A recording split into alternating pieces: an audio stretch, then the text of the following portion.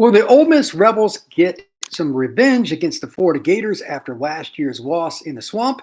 We're also going to be talking about some possible big news in terms of the betting lines and which players for Ole Miss could be all SEC. That is today on this crossover, Locked On Rebels and Locked On the Portal. Locked On presents The Portal, the daily podcast covering college football recruiting and everything NIL. Part of the Locked On Podcast Network. Your team every day.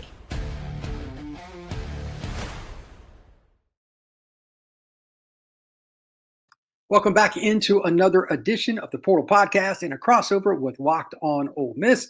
I am your host, Brian Smith, longtime college football writer and recruiting analyst. Thank you for making the Portal Podcast or Locked On the Ole Miss your first listen each and every day. Truly appreciate you stopping in. Today's show is brought to you by Monarch Money. Take control of your finances with Monarch Money. Use code LOCKEDONCollege at monarchmoney.com for 50% off your first year. Ole Miss has a rather interesting situation coming up with the top players that they're going to be throwing out onto the field this year. Kiffin's roster is one of the best they've had in a long time, and a key for that is depth. Well, it just so happens that a team that Ole Miss lost to last year, the Florida Gators, come to Oxford on November 15th in a revenge game, a very important one, and Ole Miss's added depth should be very important. We're going to talk about that first, but we're also going to talk about some interesting stuff with Phil Steele, having some of the players for Ole Miss being possible all SEC performers, and there are some betting lines out on big SEC games involving the Ole Miss Rebels. Talking about all of that and more here on this crossover. And to help me divulge all that information, Steven Willis, Locked On Ole Miss. What's going on, Steven? Not a whole lot. I did see that the betting lines came out, and Phil Steele has some good stuff, but I think you want to talk about the Gators starting off, right?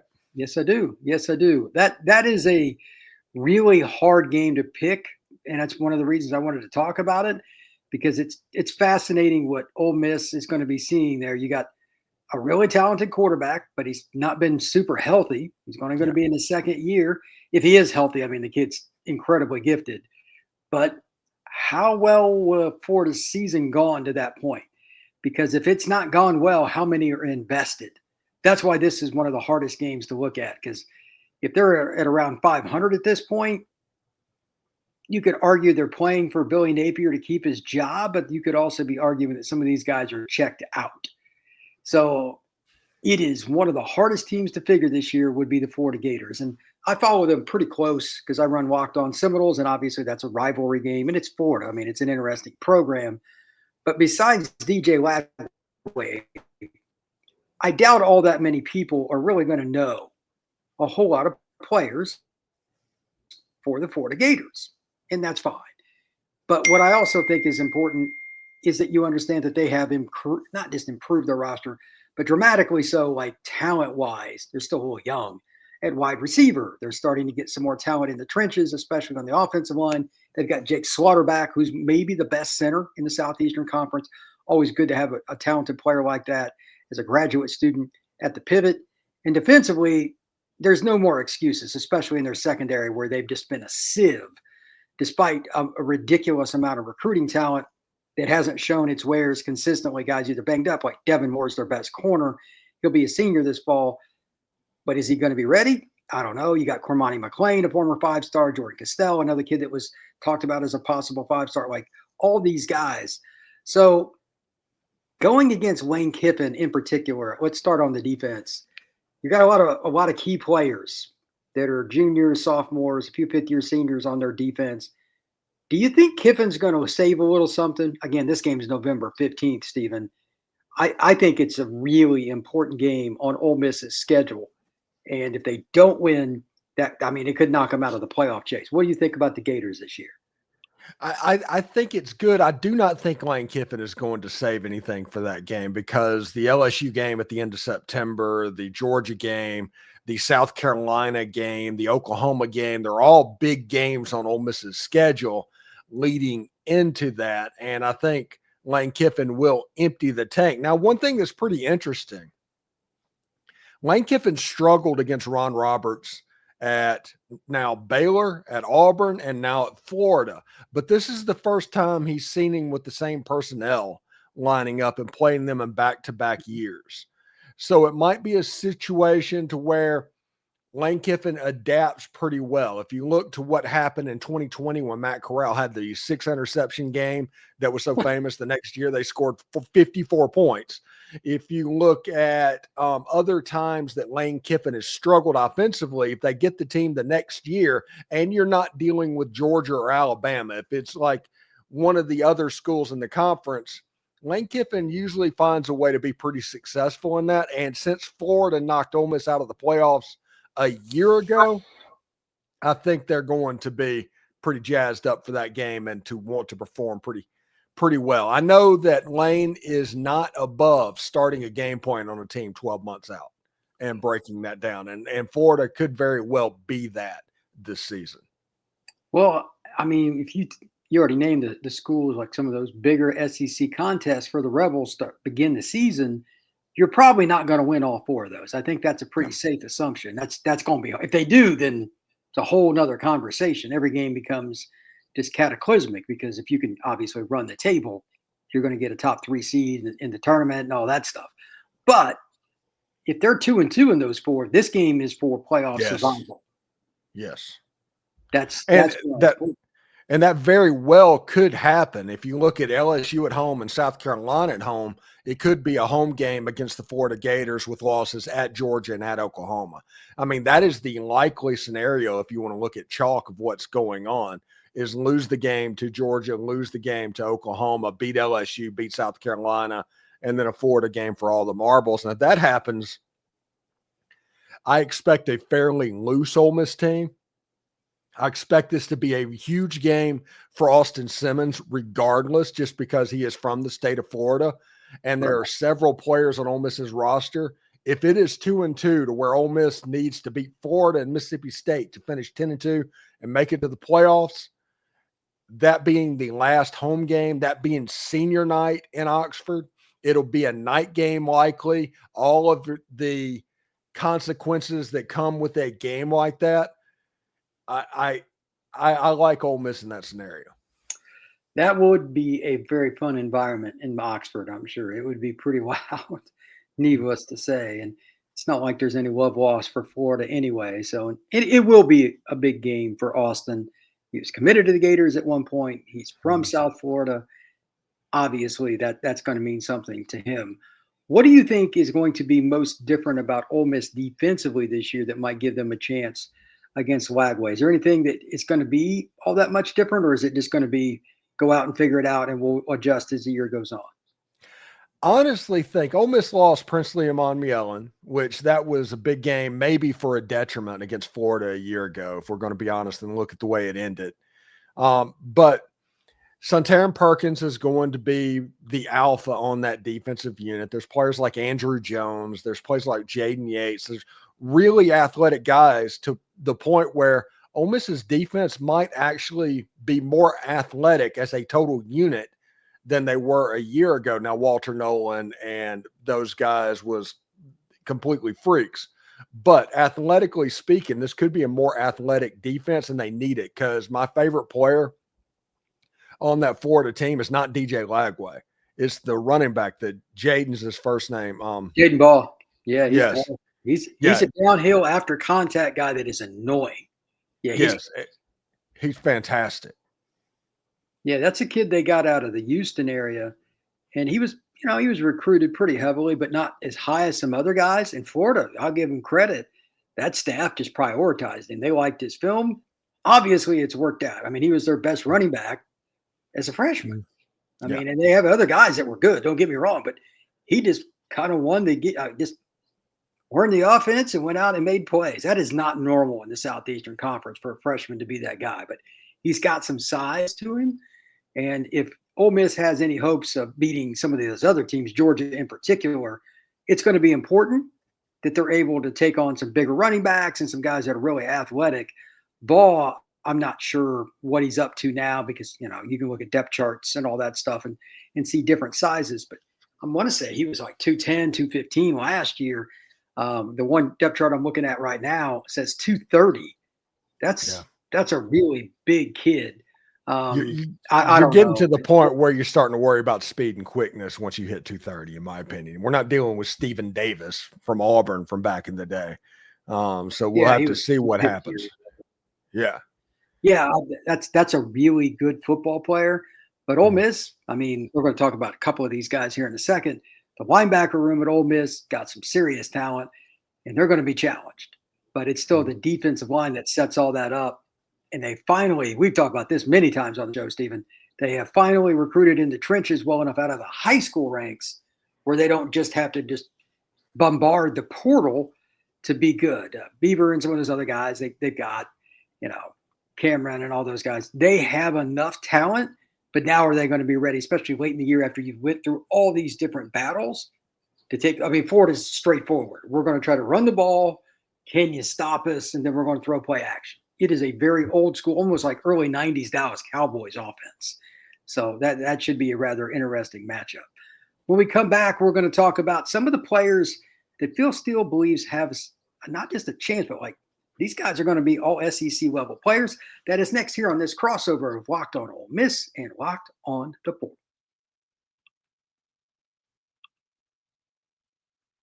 Ever wish managing your money was a little bit easier? With Monarch Money, it can be. Whether you're growing your savings or planning a big purchase, Monarch puts you in the driver's seat. It's like having your own personal CFO, giving you full visibility and control over your finances. Monarch Money is more than a budgeting app, it's a complete financial command center. You can track all your accounts, investments, and spending in one place. So, in addition to managing your money, you also have the opportunity to actually build wealth. To that end, whatever it is you're trying to save for retirement, you can find little ways to save more money to put back for whatever it may be: a car, paying off the house earlier. Maybe it is a college fund for your grandkids, whatever it may be. Monarch Money can help you achieve that goal. Take control of your finances with Monarch Money. Use code Locked On College at monarchmoney.com for 50% off your first year. That's monarchmoney.com, code Locked On College for half off your first year.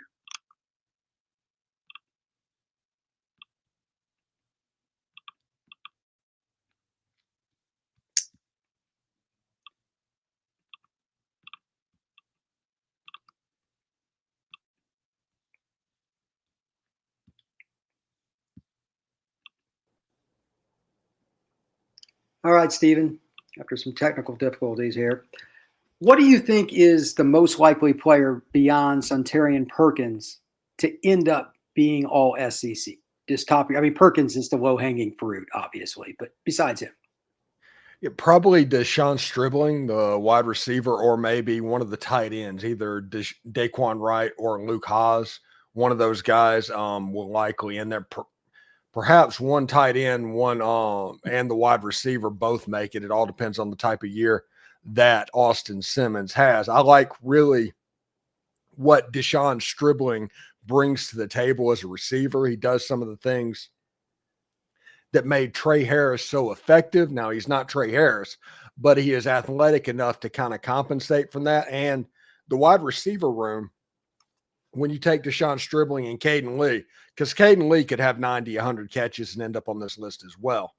But whenever they're on the same field and they work in tandem, I think there's a pretty good chance that you're going to be able to get one every single time, if that makes sense.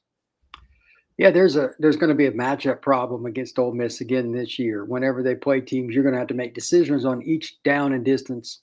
Hey, which guy do we want to take away? And now that a lot of these guys, like Cayden Lee is one of my favorite players in the SEC. It's a kid I know from high school, played in the Atlanta area, really, really athletic and just a great route runner. Okay, how do you take away a slot receiver, though? That's hard because they go in motion a lot. They use them in screens. They don't line up on the line of scrimmage, etc. And he can also line up outside. So little things like that make it difficult. And on this list that Phil Steele has, these are the players that he mentioned. Suntarine Perkins, not shocking. Second team, which I think is too low. I think he should be a first team pick by everybody. That's just my opinion. He's got Lee third team. He's got Dae'Quan Wright third team. He's got TJ Daugherty fourth team. And then the kicker that came in, I'm not sure if I'm going to pronounce this right, but Lucas Canero, third team. Now, those are all really good players. And you mentioned like maybe Haas is a guy that ends up getting more. That stuff will play itself out. But I'm going to go ahead and throw this out there. And I know he hasn't been a starter yet, but I think that the signal caller for the Ole Miss Rebels should at least be in the conversation. It's the SEC. I know there can only be a few guys on each team, blah, blah, blah. But if he ends up in the conversation going into like the Florida game in the middle of November as a possible all SEC guy, I will not be surprised. This is not your normal teenager.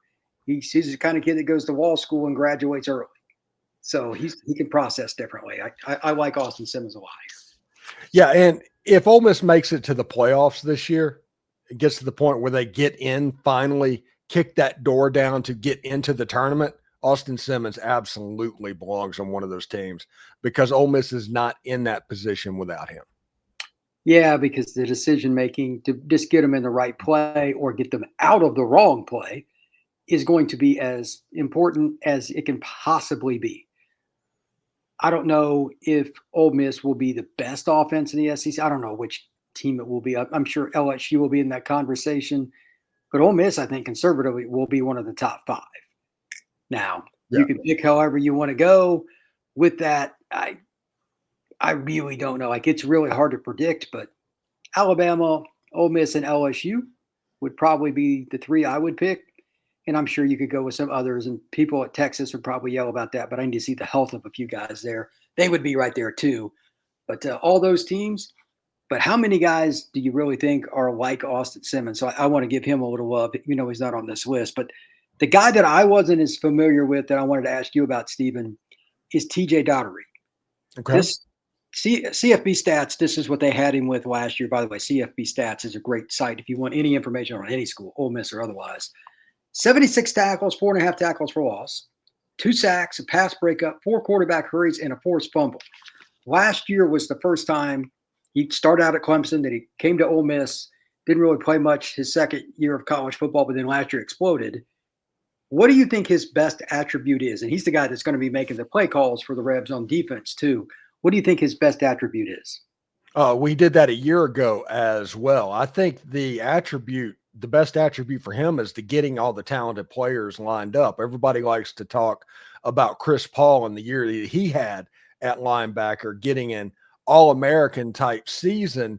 Well, a lot of that was due to TJ Daugherty making sure everything was in the right location. He is somebody that has the green dot on the back of his helmet. He talks directly with Pete Golding on the calls of the defense, but he also has the athleticism of a 4'6" guy. He plays the linebacker position with reckless abandon. He's a typical Clemson type recruit out of the state of Alabama when he came out of high school. He can really go, but he also obviously has the ability to retain and everything if Pete Golding immediately trusted him with the green dot on the back of the helmet. That's an impressive player. Dae'Quan Wright, I know a little bit about, but do you like him better as a blocker or a receiver, and why? I think he's a receiver. He beat out essentially Caden Prieskorn last season. And at the end of the year, he was starting at tight end.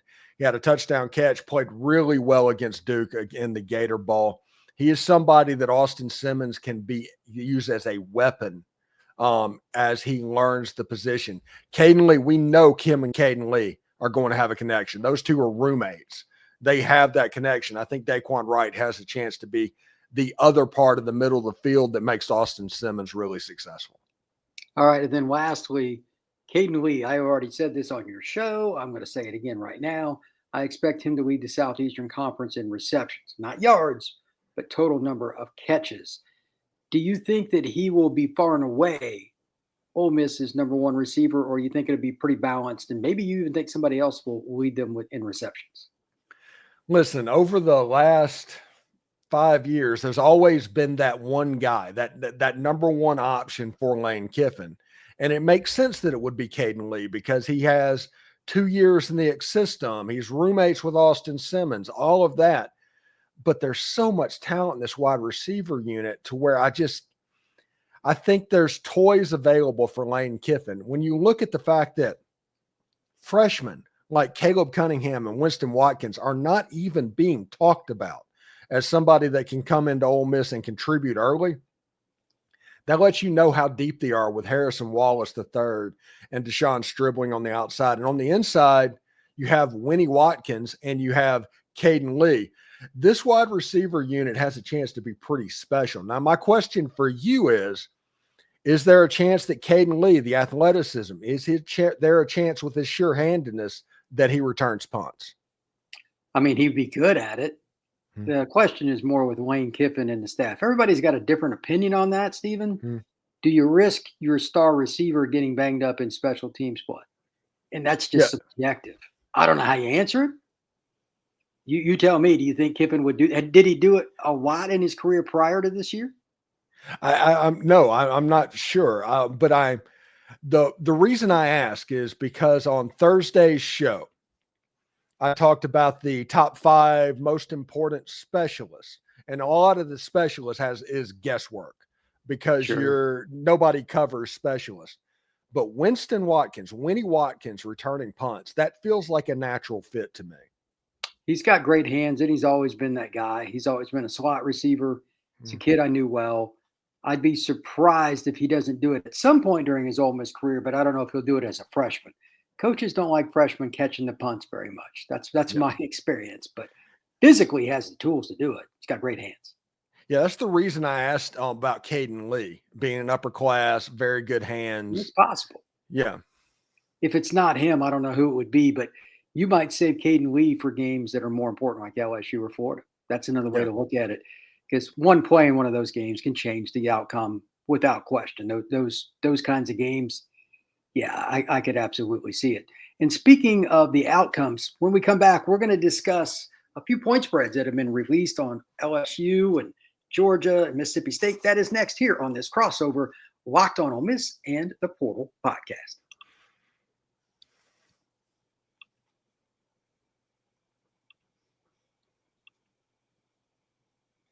All right, Steven, let's talk a little bit about the recent, and these are going to change, I know, but the point spreads came out with Ole Miss having LSU, we got the Mississippi State game I'll get to last, the Georgia game on the road, and then Mississippi State. They're -1.5 with LSU coming to Oxford. That seemed, you and I are like, that's not really shocking. They're fairly similar teams. The home team gets the edge.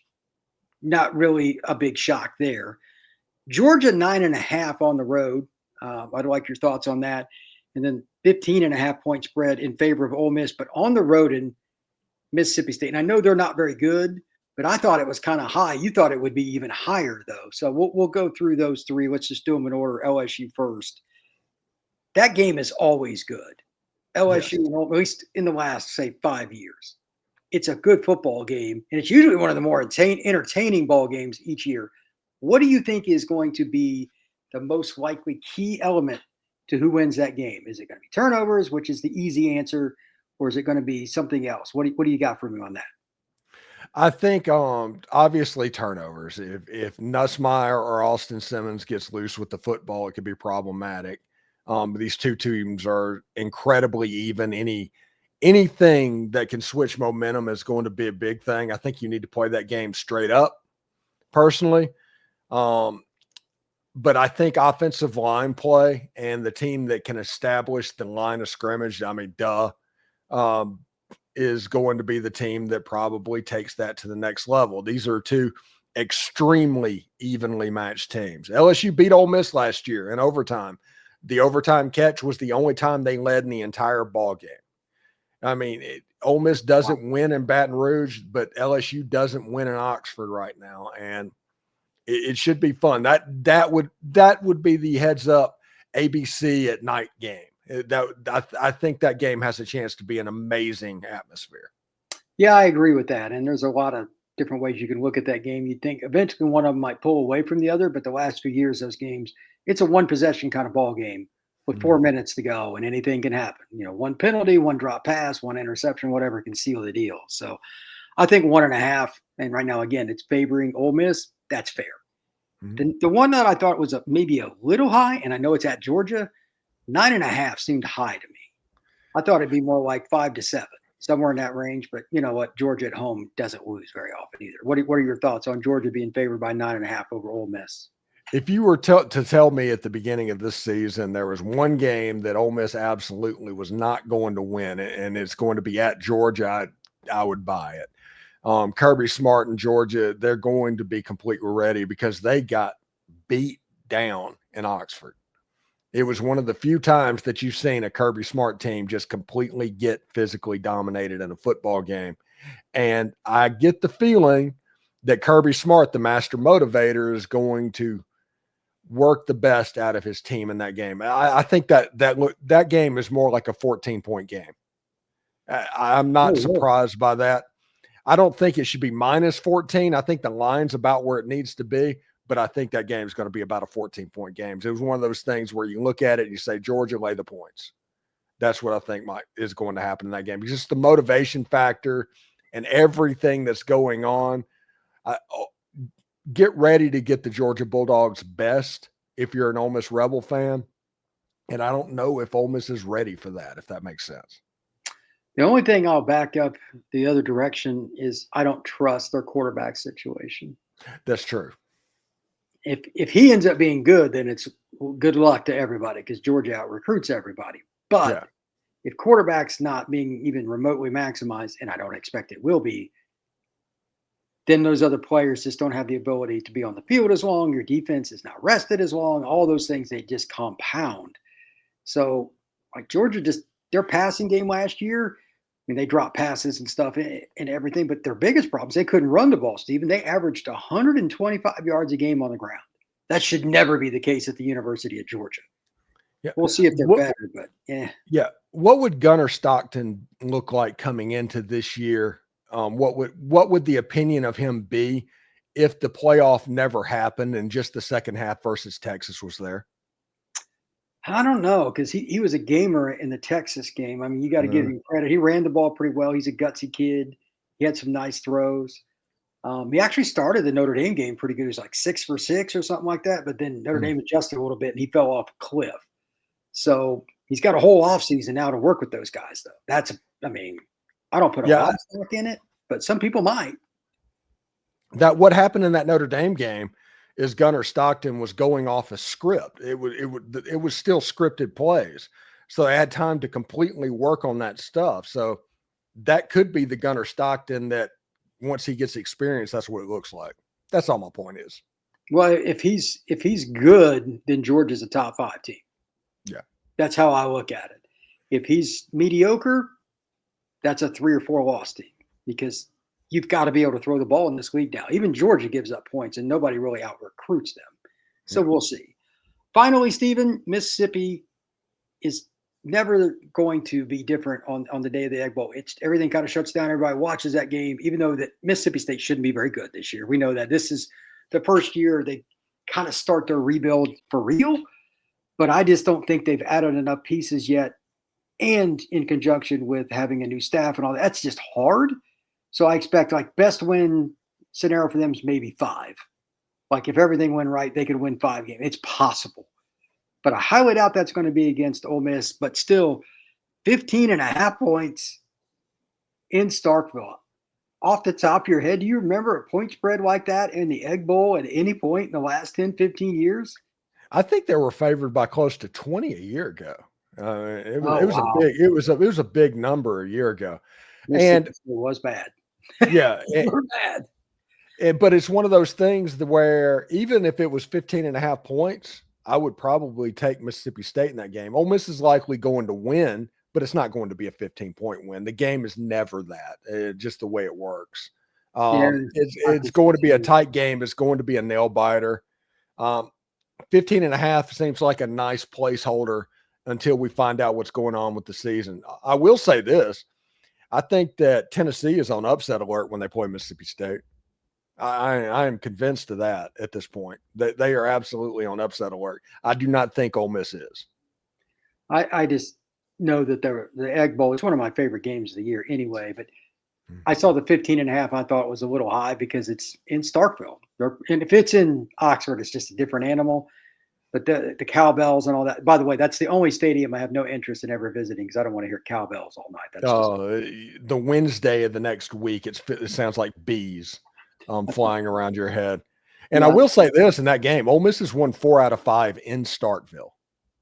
Have they really? That's an impressive number. That's a tough place to play. It really is. Yeah, the only time that they've lost in that series was the 2019 game that got Lane Kiffin to Ole Miss. Wow. Hmm. The irony. Okay. Steven, tell everybody where they can find your work, my friend. Yeah, check me out at the Locked On Ole Miss podcast on YouTube and wherever you get your podcast. You see my Twitter handle down below. You can follow that as well for some stuff. And we like to have a lot of perspectives about college football. We had Chris Beard on the show 2 weeks ago. We had Coach Yo on this week. Podcast is growing quite a bit. We're on a little bit of a heater right now. All right. Well, I like to hear that, my friend.